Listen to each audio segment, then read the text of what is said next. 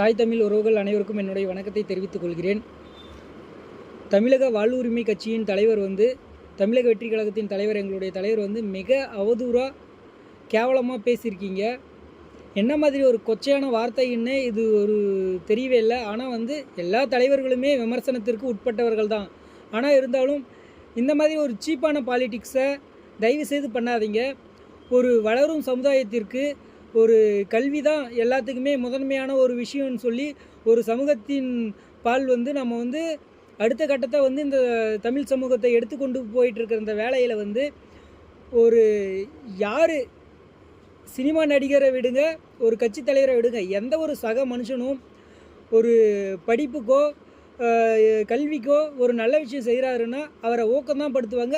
அடுத்த கட்டத்துக்கு இதை விட சிறப்பாக செய்யுங்கன்னு சொல்லி வளர்ச்சி பாதையில் அவங்கள பயணிக்க வைக்கணும். ஆனால் தமிழக வாழ்வுரிமை கட்சியின் தலைவர் ஒரு சின்ன சின்ன பசங்க தமிழக வெற்றி கழகத்தின் தலைவர் தளபதி கிட்ட க்யூட்டாக நடந்துக்கிறதையோ இல்லை ஒரு சின்ன சின்ன விஷயம் அவங்க ஸ்மைல் பண்ணும்போதோ பேசும்போதோ செய்யும்போதோ அவருக்கு மட்டும் வேல்முருகன் அண்ணாவுக்கு மட்டும் அது கொச்சையாகவும் கேவலமாகவும் ஆபாசமாகவும் தெரியுதாட்டுங்குது.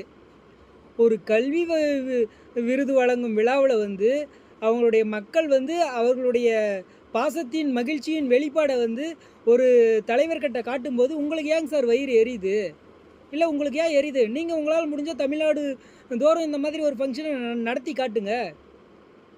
பேர் மட்டும் தமிழக வாழ்வுரிமை கட்சி, தமிழர்களை வாழ வைக்கும் கட்சின்னு பேர் மட்டும் வச்சிங்கன்னா போதாது. தமிழக மக்களின் தமிழக மாணவர்களுடைய பள்ளி படிப்புலேருந்து அடுத்த கட்ட நகர்வுக்கு அவங்கள அவங்களுடைய வாழ்வையில்